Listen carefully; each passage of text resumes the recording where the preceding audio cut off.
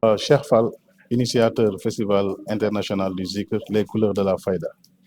Festival bi comme ni ñu ko aada woo def sa at bu jot bi mooy deuxième édition dañuy def benn conférence boo xamante ni moom mooy ouverture festival bi tey nag ñu tànnoon thème bi muy Maulana Cheikh Ibrahim Niass li nga xamante ni moom la fi bàyyi ci ndono ci héritage si lutte cause palestinienne bi nga xamante ni daf ko yàgg itteel ñëpp gis nañ lettres yi nga xam ne doon nañ ko bind si jamonoom yoo xamante ni doon na ci ñaan sax ñaan yàlla waa Israël di dooleel waa Palestine ba Medina Baye at bu jot sax boo fa demee si gàmmu gi dina am journée boo xamante ne journée al-Quds la tudd te lu ko waral yëpp mooy héritage yu Baye Niass bi nga xam ne bàyyi na ko fi si lutte cause palestinienne bi tey nag conférence bi liñ siy wax mooy volet spirituel parce que Palestine ñun dañ gëm ni war na mën a am jàmm te du ci xeex la koy amee te Baye Niass mission am yëpp loolu la woote si lislaam boo xam ne jaasi du jug lépp da koy def ci xam-xam li Baye wax na ko ne mun nañoo dimbale Palestine munuñ leen jox ay gànnaay munuñ leen jox leneen waaye mun nañ leen dimbale ci xam-xam xam-xam boo xamante ni tey dina tasaare ci àdduna bi ba jàmm am ci Palestine te loolu am nañ ci yaakaar te ci voie l'islam bi ci yoonu Cheikh Ibrahim spiritualité bi nga xamante ni moom la oote conquérir ko àdduna bi tukki fu nekk yor bâton boo xamante ni bâton pèlerin la di jàllale sufiyanke dund googu nag tey ñi nga gis ni dëkk yi àdduna bi yëpp chef Afrique ak fépp ci àdduna bi Moyen-Orient bi Baye Niass am na ay jaar-jaar yoo xam ne am na ko fa ba impact yooyu tey gis nañ ni waa dëkk boobu bi ñu ko toppee ñu ngi si jëriñu loolu nag tey moom la ñuy waxtaanee si festival tey bi si conférence bi Cheikh Omar Diagne di ko taxawee mu nekk héritage bu Maulana Cheikh Ibrahim si cause palestinienne bi volet spirituel lan la mën a lan lañ fa mën fan lañ mën a jaar ba jàmm am ci àdduna bi ci jeexital yi nga xamante ni Maulana Cheikh Ibrahim bàyyi na ko fi ci xeexal l'islam Cheikh Ibrahim téere bi mu njëkk a bind mu ngi ko tuddee Ruhul Adab te ku wax Ruhul Adab wax yar téere boo xamante ni muy xale ak mag képp koo xamante ni jëfandikoo ko ordonnance boobu ba fa nekk di nga yaru te di nga xam nan ngay dundee Baye dafa musul nangu ay dérive am na waxam bu siiw bi muy wax ne jamono lu mu yàqu-yàqu am na ñoo xam ne waruñ see bokk te ñooñu xam nañ seen bopp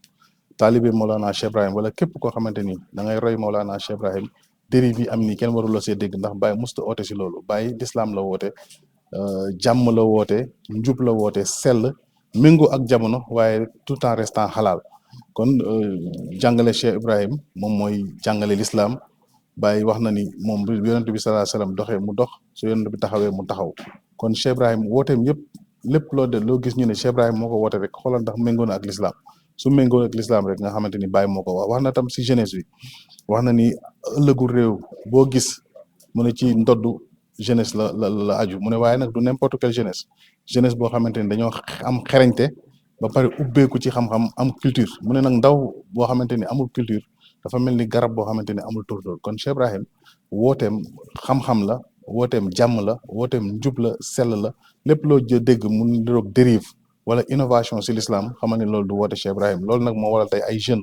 ñi nga gis nii ñëpp ay jeunes ay acteurs culturels duñ ay sëriñ duñ ay muxaddam mais ci culture bi nga xamante ni fa la ñuy yëngu ñu ne nañ dajaloo woote festival boo xamante ni dañuy woo adduna bi yëpp taalibe Cheikh Ibrahim fu mu nekk ñu def guddi goo xamante ni dañuy boo dellowaat ñëpp ci baatu laa ilaha illallah ndax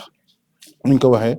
jàpp leen ci gumu yàlla gi te bu leen tàqaliko waxtasimu bi hablillahi jamian wala tafarraqu gumu yàlla boobu mooy laa ilaha illallah muhammad rasulullah moo waral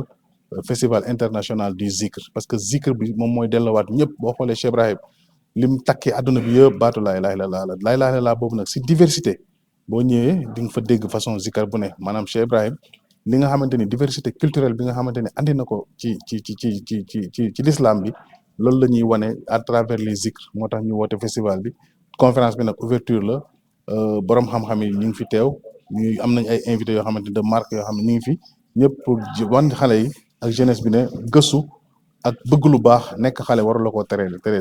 bëgg loolu moo waraloon tey conférence bi mu nekk tey ouverture bi di si kontaan di remercier waa presse bi yëpp ñi nga xam ne ñu ngi fi di ànd ak ñun si bés bi. bis tey bi mooy conférence bi suba incha allah rabbi moom mooy nuit samedi waaw ñu ngi koy waxee tey le 26 février moom moo nekk conférence bi buñ jógee si conférence bi dañuy jox ñëpp rendez-vous le 28 février muy samedi incha allah rabbi fële ca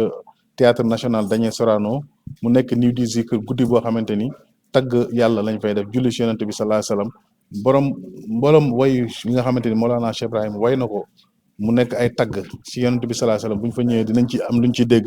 muy nuyu di zikr ñu ngi ciy jox rendez-vous ñëpp samedi le 28 février fële ca Daniel Sorano à partir de 21h na nit ñi yiw sol yiw yi ñëw ñu bégal suñu bégalante ak suñu zikar yi si les couleurs de la fayda entrée bi amul fay c'est gratuit amul fay ku ñëw na sañse ba rafet ñëw toog zikarkat yi bégal la borom xam-xam yaa ngi fa incha allahu rabbi. Ce festival a été créé par des jeunes disciples de Maulana Cheikh Ibrahim, des entrepreneurs culturels. Le but de cet festival, c'est de montrer la dimension internationale, dimension intellectuelle et culturelle de Maulana Cheikh Ibrahim à travers les zikrs. Tout le monde sait que Maulana Cheikh Ibrahim, c'était quelqu'un de multidimensionnel. À travers ses voyages, il a su montrer au monde entier que le kalima la ilaha illallah, c'est son arme et c'est ce qu'il prônait. Nous, en tant que jeunes, nous sommes réunis pour organiser ce festival. Et aujourd'hui, c'est l'ouverture du festival avec une conférence le thème, c'est l'héritage de Maulana Cheikh Ibrahim sur la cause palestinienne, la voie spirituelle, qui sera animée par le professeur Cheikh Omar Diagne. Ce thème, on l'a choisi parce que Cheikh Ibrahim, c'était un défenseur de la Palestine. À chaque année, on voit à Medina Baye, durant le Gamou, il y a une journée dédiée aux Palestines qui s'appelle Journée Al-Quds. Donc, c'est cet héritage-là qu'on a essayé de présenter au public. C'est ce qui a causé la conférence aujourd'hui, Inch'Allah Rabbi. Oui, aujourd'hui, c'est l'ouverture. Il y a la conférence. Le samedi 28 février, il y aura une nuit du zikr au Théâtre National de Daniel Sorano, animée par des icônes du zikr au Sénégal et en Afrique et partout. Et Inch'Allah, on donne rendez-vous à tous les amoureux du prophète, tous les amis du zikr, ce samedi 28 février au Théâtre National de Daniel Sorano pour fêter les couleurs de la faïda à travers le zikr, Inch'Allah. Donc, on peut dire que beaucoup de parents ont échoué. Mais nous, en tant que disciples de Maulana Cheikh Ibrahim, nous savons que le premier œuvre que Cheikh Ibrahim avait écrit, c'était le Ruhul Adab. Quand on parle de Ruhul Adab, on parle d'éducation. Donc cette éducation spirituelle-là peut profiter à tous les jeunes, tous disciples de Maulana Cheikh Ibrahim doit savoir qu'il ne doit pas faire partie des dérives. Parce que Cheikh Ibrahim n'aime pas les dérives. Lui, sous sa mission, c'est la sunna. Donc ce qui dit sunna, dit droiture, dit sagesse. Donc si nous disons que nous sommes des disciples de Maulana Cheikh Ibrahim, tout ce que nous devons faire, c'est d'imiter Maulana Cheikh à la lettre. Donc, on a un exemple à suivre qui est Maulana Cheikh Ibrahim. Donc, si nous suivons son chemin, on ne va jamais faire partie des dérives des réseaux sociaux et de la société et tout ça. Donc, le message de Cheikh Ibrahim, c'est un message de paix, un message de lumière. Donc, tout disciple de Maulana Cheikh Ibrahim doit s'abstenir à tous ces dérives qui se passent actuellement, non pas au Sénégal, mais dans le monde entier. Je ne dirais pas qu'ils n'ont plus de repères, mais ce pays manque de repères. Un pays où habite Maulana Cheikh Ibrahim, on ne peut pas dire que ce pays-là manque de repères. Ses écrits, ses œuvres sont là. Donc, si la personne veut autre chose, c'est son choix. Mais il y a Maulana Cheikh Ibrahim qui a beaucoup œuvré pour la liberté, qui a beaucoup œuvré pour la paix, qui a beaucoup œuvré pour le Sénégal et le monde entier. Donc, on a un repère qui est Cheikh al-Islam Alhaj Ibrahim radiallahu ta'ala anhu. Donc, un modèle et une référence à suivre. Inch'Allah.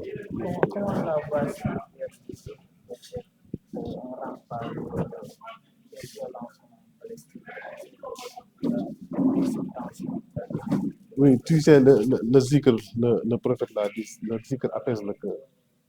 cœur. Tu ne verras jamais quelqu'un faire du zikr et se battre avec quelqu'un. Tu ne verras jamais quelqu'un faire du zikr, insulter ou se moquer des autres. Donc le zikr, c'est un moment spirituel. Donc à travers les zikr, on peut résoudre tous les problèmes du monde.